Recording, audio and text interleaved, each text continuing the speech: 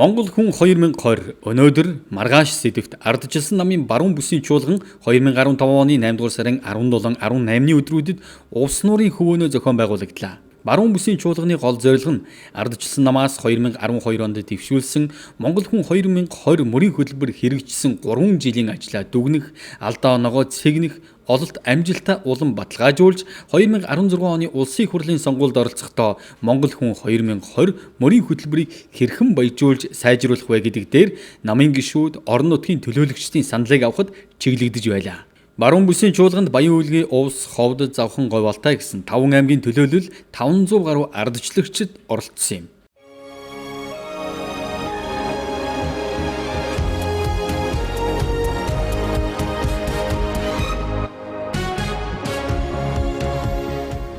Увс нуурын хөвөнд 500 гаруй оролцогчдтой өндөр дээд хэмжээний зочид төлөөлөгчдтэй чуулганыг богино хугацаанд өндөр хэмжээнд зохион байгуулах ачааны хүндийг Увс аймгийн ардчилсан намын удирдлага, намын хэрэг эрхлэх газар үүрсэн юм. 500 гаруй хүний суудалтай том асар барьж, уулзалт хилцүүлгийг урьдчилан бэлтгэсэн гэрт зохион байгуулах зэргээр тохилог орчин бүрдүүлсэн чуулганд оролцогчид санал бодлоо чөлөөтэй илэрхийлж, ажил хэрэгч бүтээлчээр оролцох боломж нөхцөлийг хангаж чадсан байлаа. Өнөөдөр болж байгаа энэ бүсийн чуулган ч гэсэн бас төв намаас бас биднэрт ач холбогдол өгөө та нар бүсийн эдийн засгийг багцаар нарсны том хөтөлбөр гаргаж ажиллаж байгаа учраас Увс аймагт энэ арга хэмжээг бас бүсийн намын арга хэмжээг хийх илүү зохимжтой байна. Та нарын өмнөх тэр зохион байгуулалтын ажил, өмнөх чуулганаас харсан ажлын үр дүнд тооцоо судалгаандаар ч бид нар тулгуурлаж бас энэ ажлаа явуулъя гэж төв нам бид нар санал тавиад тэгээд богино хугацаанд зохион байгуулалтад ажиллаж байгаа. Баруун бүсийн чуулга уулзалтыг нээж ардчилсан намын дарга, улсын хурлын дарга инх болд үг хэлэхдээ ардчилсан нам засаг барих энэ хугацаанд бодлогын томоохон шинжилэл, бүтээн байгуулалт, үйлдвэржилтийн ажлуудыг эхлүүлсэн.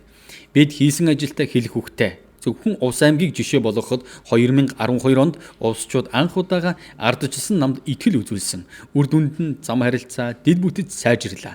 Энэ бол оновчтой бодлого хэрэгжүүлсэний үр дүн хэмээн онцлон тэмдэглэсэн юм. За 1998-аас 2013 онд орон сууцны зээлийн хөвгүүд 20% байсан. Бид нар энийг 8 болгосон.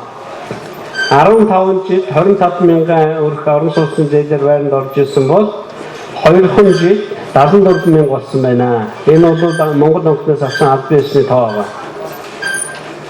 2 жил 74 мянгаыг оруулах уу 15 жил 25 мянгаыг оруулах уу гэдэг ийм бодлогын өөрчлөлтийг бид хийсэн. Монгол хүн 2020 өнөөдөр маргааш чуулганы оролцогчдын дунд ажилдаа орлоготой Монгол хүн, эрдэм боловсролтой Монгол хүн, эрх чөлөөтэй Монгол хүн, аюулгүй орчинтой Монгол хүн, эрүүл чирэг Монгол хүн гэсэн сэдвүүдээр салбар хэлэлцүүлэг зохион байгуулсан юм. Салбар хэлэлцүүлгийг зохион байгуулахдаа ардчилсан намын мөрийн хөтөлбөрөөс сайн хэрэгжүүлж буй ажлууд, цаашдаа анхаарч ажиллах ажил, хангалтгүй хэрэгжиж байгаа ажлуудын талаар оролцогчдын саналыг авч ирэмблүүлсэн. Ажилдаа орлоготой Монгол хүн өнөөдөр маргааш. Баруун бүсэд зам бүтээн байгуулалтын ажил дэд бүтэц сүүлийн 3 жилд эрчимтэй хөгжиж, мянган айлын орон сууц хөтөлбөр амжилттай хэрэгжиж үүнийг дагаад барилгын материалын үйлдвэрлэл түлхүү хөгжсөн байна. Харин эрчим хүчээ өөрсдөө бий болгох, махны үйлдвэр барьж, экспортоо нэмэгдүүлэх бодлого барих, хөдөлмөрийн харилцааны эрх зүйн шинжилгээний асуудал хэрэгжүүлэх шаардлагатай чухал асуудал гэдгийг ажил орлоготой Монгол хүн өнөөдөр маргааш салбар хэлэлцүүлгийн оролцогчид дүгнсэн. Аймаг болон хотуудын хоорондсон автозамыг барьсан нь бол хамгийн их чухал ажилдаа орлоготой Монгол хүн хөтөлбөрийг хэрэгжүүлэхэд нэлээд тустай хүн болсон гэсэн тийм сайн ажлын тоонд орж байна. За бас ерөнхийдөө бүх аймагуудад орон сууц хөтөлбөр хэрэгжиж Монгол улсын засгийн газраас 8% зээлийн бодлогыг хэрэгжүүлж чадсны үр дүнд барилгын материалын үйлдвэрлэлүүд бол аймаг бүрт бол бас нэлээд төлхөө хөгжиж орон сууц нэлээд олноор баригдаж хүмүүс ая тухтай орчинд амьдрах тэрний цаана улам хүний ажлын байр бий болж байна гэсэн ийм сайн зөвлөл гарч байна. Ажилдаа орлоготой Монгол хүн хөтөлбөрийн хүрээнд алдсан жил нийгмийн даатгалаа нөхөн төлөвлөх тухай хууль нүдэ олсон ажил. Цаашдаа хамтын тэтгэврийн тухай хууль нийгэмд хамгийн хүлээлт үүсгэж байгааг илэрхийлж байлаа. Хүн амын хөгжлийн бодлогыг үндсэнд орхигдуулсан. Тэгээд төсөв хөрөнгө оруулалтыг дандаа л нийгмийн материалын салбарлуу зарцуулдаг. Хүн амын хөгжлийн бодлого, хүн амын бүлгүүдийн өмнө тулгамж байгаа асуудал ерөөсөө орхигдуулж ирсэн. Энэ нэг бол нийгмийн тэгш хөгжлийн боломжийг алдагдуулсан. Ийм өрөөсгөл юм хөгжлийн бодлого барьж ирсэн. Түүх байсан. Тэгээд ер нь Далавчаар бол одоо өрөөсөн далавчгүй шуул гэсэн үг. Тэгвэл одоо 12 нас эхлээд хүн амын хөгжлийн бодлогыг нийгмийн хамгаалалын бодлогоор уялдуулж төлхөө явуулсан нь өөрөө улс орны хөгжлийг тэгш байх тэр боломжийг хангасан. Импортыг оруулсан бүтээгдэхүүний үйлдвэрүүд шинээр босч байна хэмээн чуулганд оролцогчид ярьж байлаа. Бүтээн байгуулалт үйлдвэржилтийн ажлууд өнгөрсөн 3 жилийн хугацаанд сайн хийгдсэн. Чингис Бондын мөнгийг үр ашигтай зарцуулж байгаагийн үр дүнд Монгол улс үйлдвэрлэгч улс болох хөгжлийн шин шатанд гарлаа хэмээгээд бүтээгч улс орн болох урайлга дэвшүүлсэн юм. Ер нь бол үйлдвэрлэлийн дэмжих хөнгөлөлтөө зээлээр 1055 үйлдвэр уг талгын нээж бүтээгдэхүүн үйлдвэрлэж байна. Өнөөдөр түүнээс томоохон гэх юм бол тэрэм дөрвөөстэй дэс зээл авсан нь 350 байгаа. Тэгэхээр энэ статистик бол баруун тав аймагт ямар нэгэн байдлаар одоо байна энэ үйлдвэр хаасаг бол байгаа ш.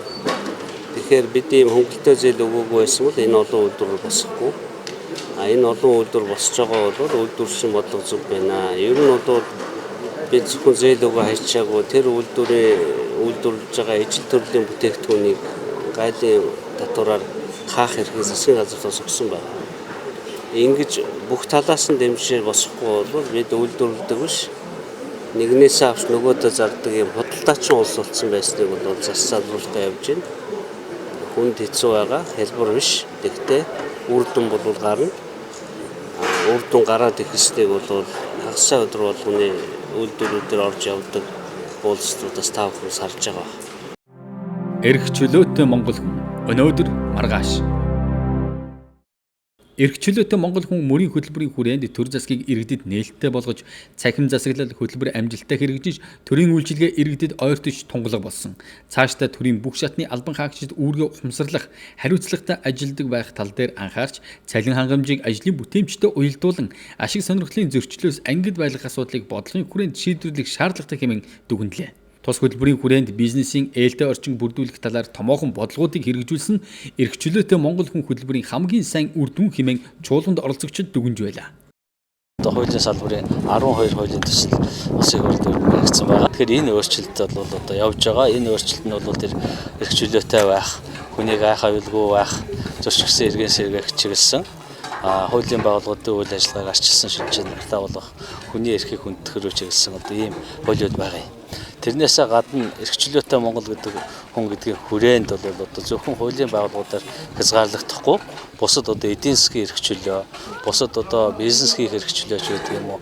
Энэ бүхнийг одоо чөлөөтэй болгосон одоо зарим нэг зүйлд одоо бүр нэлээд хөнгөлөлтэй болгосон гэх мэтийн салбар одоо хуулийн салбараас гадна бусад хуулинд ч гэсэн бас хүний эрх чөлөө, бизнес хийх боломжийг одоо тавьсан ийм одоо зарчмаар хуулиуд бол өөрчлөлт шинжлэж байгаа хэлэх ёстой. Эрүүл чирэг Монгол хүн өнөөдөр маргааш. Эрүүл чирэг Монгол хүн мөрийн хөтөлбөрийн хүрээнд хийж хэрэгжүүлсэн ажлаас хамгийн үр дүнгээ өгсөн орон нутагт онцлогооны төв байгуулсан явдал. Түүнчлэн эрүүл амьдралын зөв дадал хэвшүүлэх, нийтийн биеийн тамирыг дэмжих чиглэлээр тодорхой ажлуудыг санаачлан хийж байна.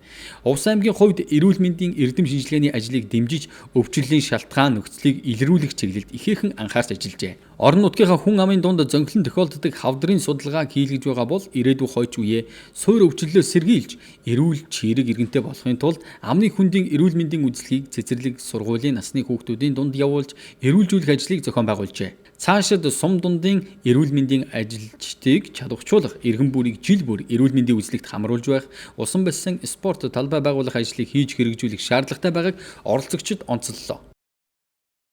Аюулгүй орчинтой Монгол хүн өнөөдөр маргааш.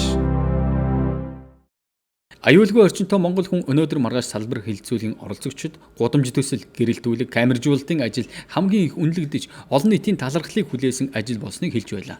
Увс аймгийн хувьд дээрх ажлууд сайн хийгдснээс гадна хог хаягдлыг дахин боловсруулах чиглэлээр хогны үйлдвэр байгуулагдаж ажиллаа эхэлсэн ахиц дэвшил бүхий томоохон ажил болж байгаа юм.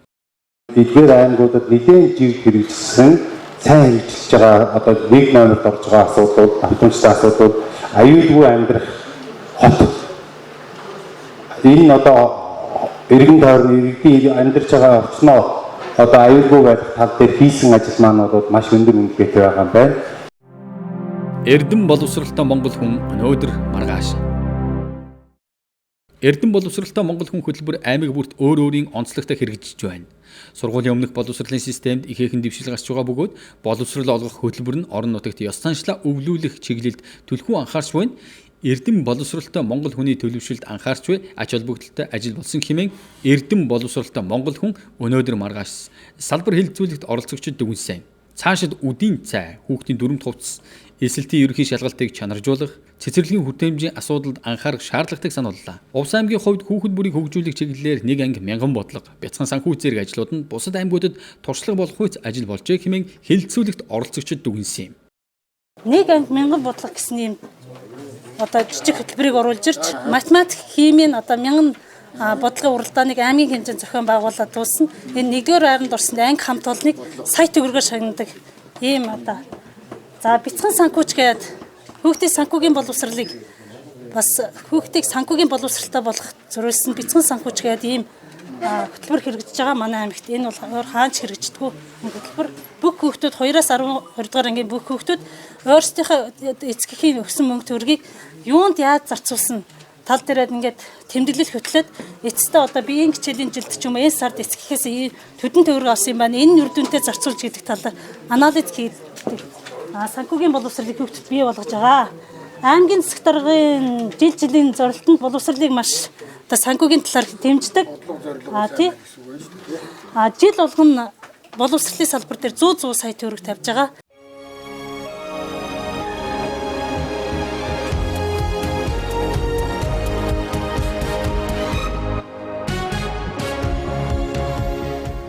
Зохион байгуулалтын өндөр түвшинд эхэлсэн Монгол хүн 2020 өнөөдөр маргааш баруун бүсийн чуулган ажил хэрэгчээрээ бүтээлч санаачлагаар дүүрэн байлаа. Иргэдийг бэлэнчлэх сэтгэлгээнд хөвшүүлж бэлэн мөнгөд тарааж улс төрийн хожоо хайлгүйгээр үйлдвэрлэгч бүтээгч улс болохын төлөө баялаг бүтээгч хувийн хөвшлийг дэмжиж ажиллаж байгаа нь оновчтой бодлого гэдгийг чуулганд оролцогчид онцолж байсан. 2 тэрбум долларын самурай Чингис бонд үйлдвэр зам барилга болон эдийн засагт үр өгөөж өгч байгаад талархаж байлаа.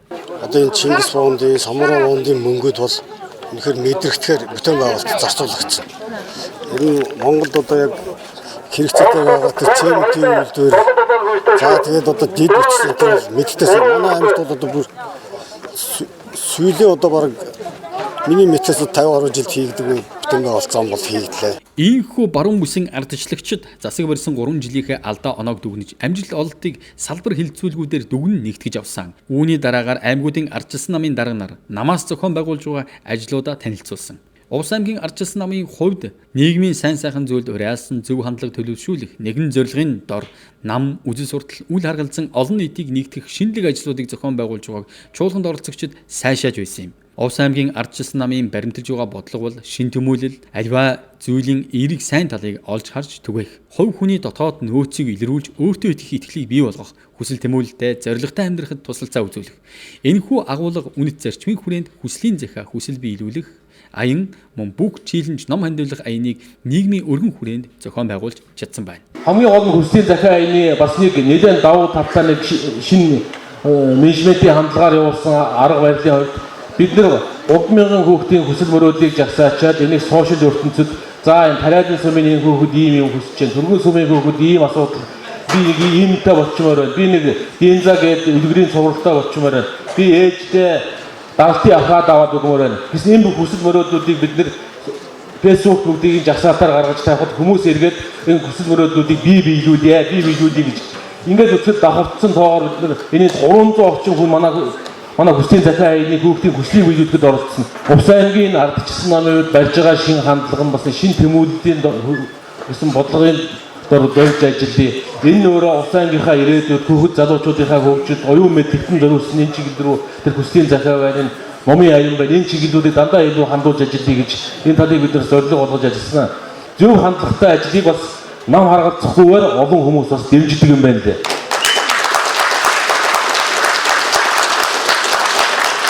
Салбар хэлэлцүүлгээс гаргасан саналуудыг нэгтгээд амжилттай хийж хэрэгжүүлсэн ажлуудыг улам төвлөржүүлэх, анхаарал хандуулсан асуудлуудыг хэрхэн шийдвэрлэх талаар салбар хуралдаанд даргалсан судлаач мэргэжилтнүүдийн саналыг авч боловсруулан төр засаг, салбар яам, агентлаг байгууллагуудад зөвлөмж болгон хүргэх юм байна. За энэ үйл ажиллагаа маань энэ жил орон даяар хилцүүл болгон явагдана.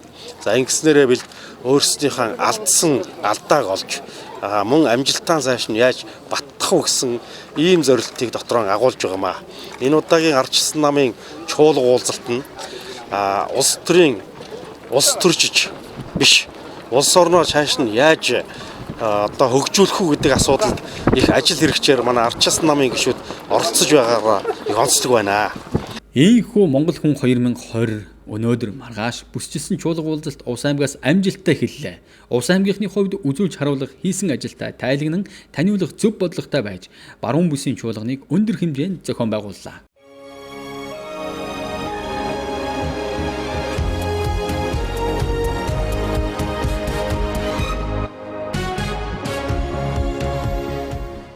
Ардчилсан намын баруун бүсийн чуулган зохион байгуулсан нөөц боломжтой тулгуурлан Увс аймгийн ардчилсан нам, Увс дахь ардчилсан засаглалын ололт сорилт боломж гэсэн уулзалтыг зохион байгуулсан юм.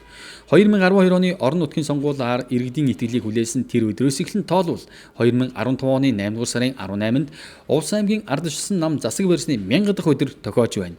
Энэ хугацаанд хийсэн ажлаа аймгийнхаа сумуудаар бүсчилэн ажиллаж тайлгансан бол энэ удаад гишүүд дэмжигчдтэй тайлагнаж чөлөөт ярилцлага зохион байгуулсан юм. Их хурл засгийн газрын шийдвэр аймгийн нэрдүү засгийн хамгаалалтын газар, сумдын засгийн хамгаалалтын газар иргэдийн хурлын шийдвэрийг шатандаа хэрэгжүүлэхэд үнэхээр ардчилсан намаас сонгогдсон сонгуульд ажилтнууд бол итгэх зүтгэл гаргаж, үнэхээр ардчлахаас сэтгэл зүрх гаргаж ажилласан байна. Аймагуудын мэдээлэл сонсоход ер нь бүх газар хийсэн бүтээснээ ярьж байна.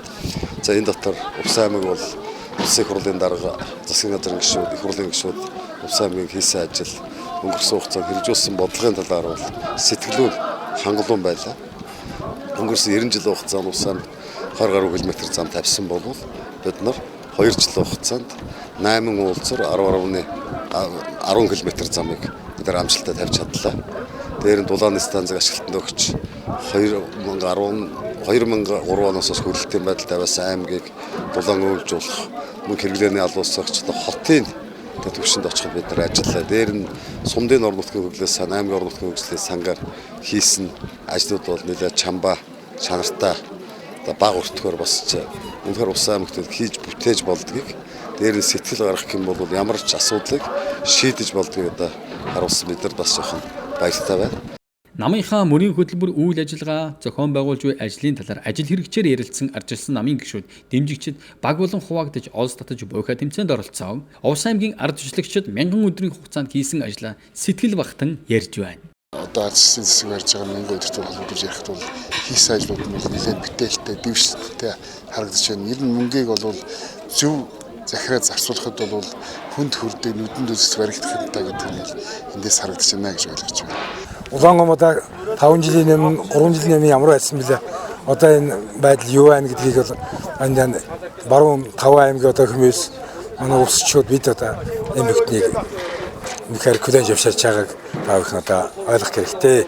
90 жилд одоо хийгээгүй ажлыг 3 жилд одоо хийж бүтээлээ гэдэг бол үнэхээр том амжилт юм аа гэж би одоо энэ бас Ахмад гишүүний хувьд үнэхээр бахархаж байна. Орон нутгийн хөгжлийн сангийн гар нэлээд ажлуудаар явуулж байгаа бүхлүүд нэг үйлдвэр хоньны ноосоор хоньны хүнжил, ноосон хүнжил мишок хийдэг үйлдвэр байгуулагдсан байгаа. Тэгээд жижиг дунд үйлдвэрлэл маш дэмжиж байгаа. Засгийн ажлыг бодлогоор дэмжиж, орон нутгийн удирдлагуудтай хамтран ажиллаж, баруун бүсийн хөгжилд түлхэц өгөх үйц томоохон ажлуудыг Увс аймгийн ардчилсан намаас зохион байгуулсан байлаа. Увс аймгийн хувьд нам, засаг хоёр тусдаа удирдлагатай байгаа нь засаг нь засгийнхаа, нам нь намынхаа ажлыг үр дүнтэй зохион байгуулж байгаа сайн туршлага болж байгааг тус уулзалт ярилцлагын үеэр ардчилсан намын удирдлагууд сайшаан тэмдэглэж байлаа.